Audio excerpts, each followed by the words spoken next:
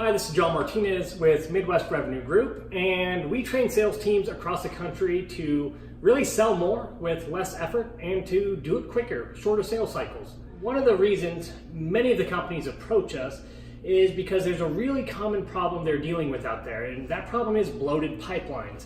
And the reason why a bloated pipeline is a problem, when I know on the surface it sounds like, hey, there's tons of customers in or potential customers in our pipeline, that's a good thing. It's actually not a good thing, and I'll tell you why. It's usually because half of those prospects in your pipeline are potential deals, potential customers, and the other half aren't. And when they're sitting in the pipeline, most sales managers, business owners, and even salespeople don't know which half is which are potential customers and which need to be disqualified. And once that pipeline gets so big, it's just really hard to manage. You can try to just reach out to each one individually, but usually that doesn't get anywhere. You just start with these really small, ineffective touches. Usually it's an email or phone call that says, or sounds like, hey, just trying to update my books, or just touching base. And nobody likes to send those emails. Nobody likes to get those emails or calls, and they really don't lead anywhere. They just move on another week, and that deal stays in your pipeline, and you've learned nothing.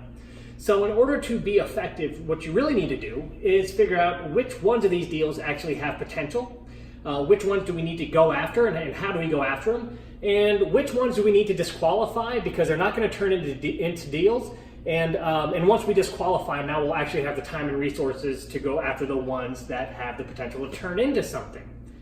So I know all of this is really confusing, and it puts you in a tight spot, whether you are a sales leader, business owner, or a salesperson, because the last thing in the world you want to do is start disqualifying deals left and right, thinking this one might have potential and I might have worked really, really hard to get it, and now I'm just flushing it down the toilet when if I did the right thing I might turn it into a deal. And when you don't know what to do or how to approach those, you don't do anything to them, and it's frustrating, and you end up feeling stuck. So let me tell you exactly what to do with a bloated pipeline.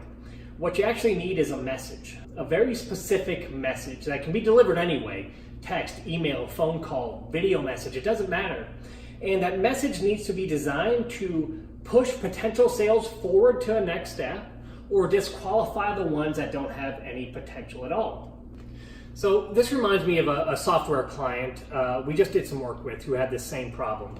What we did is we looked through the pipeline and we realized, hey, we need that message. We need to figure out which ones of these have potential to become deals and how do we get them there, and which ones of these prospects or potential clients need to just be disqualified because no matter what we do, what we say, how hard we push, they're never going to turn into anything.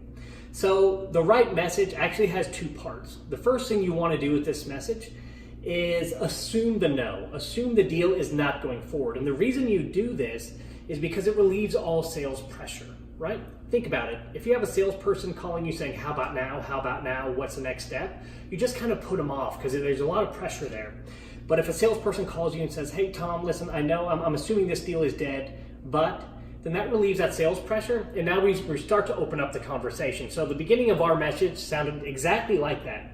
Hey, Mr. or Mrs. Prospect, it's been a while since we've heard from you, and I'm assuming that because of that, there's no longer any potential for us to work together, and that's perfectly fine. So that was the first part of the message. Now the second part of the message has to be us backing out slowly. Now when we back away from the deal, what it's going to do is, now that we've opened up communication, if there's any potential left in the deal, the prospect will not let us close the thing down and escape. They won't let us back out. They'll go, whoa, hold on a second. Now if the deal is dead, now they have permission to let it go and say, you know what, yes, we went with another vendor, we decided to go a different way, this project is on hold, but now we know we can put it in a follow-up or disqualify it or do whatever we do with those types of deals, but we know, right? So here's what that second part sounded like for this software company. We simply stated, hey, listen, we got a lot of proposals out there. Obviously, we can't let proposals, especially with discounts or incentives like the ones we gave you, just stay out there indefinitely. We feel it's probably time, and we could be wrong, but it's probably time that we go ahead and rescind the proposal, shut it down. But I did want to take a second to say thank you for everything up to this point. It's truly been a pleasure getting to know you, and that's how we took the deal away. Now, what happened? Well, I'll give you two clients. One client, one that we actually thought was going to turn into a deal, responded with, hey, we went with your competitor, been a pleasure. If anything changes, we'll reach out to you. We took a deal that we thought had potential. We now knew it was disqualified. We put it in that pile.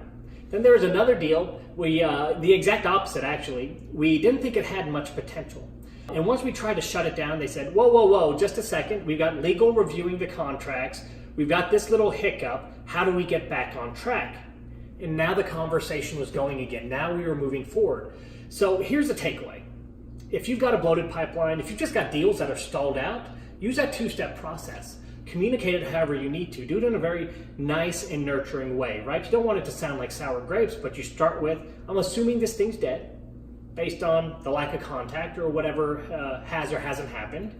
And we're gonna go ahead and rescind our offer, take this deal off the table, shut down conversation, whatever it is in your world, however you shut down those deals, and let them know, hey, I appreciate everything up to this point. Been a pleasure to talk to and work with. If anything changes, let us know. That's it. Assume the no, take the deal away, let the prospects who should be disqualified disqualify themselves, and let the others move the deal forward. You know, I love making these videos for everybody. So if you found value in this, or if you have any colleagues or know any other business owners or sales leaders that have the same issue with bloated pipelines, please go ahead and share this video with them.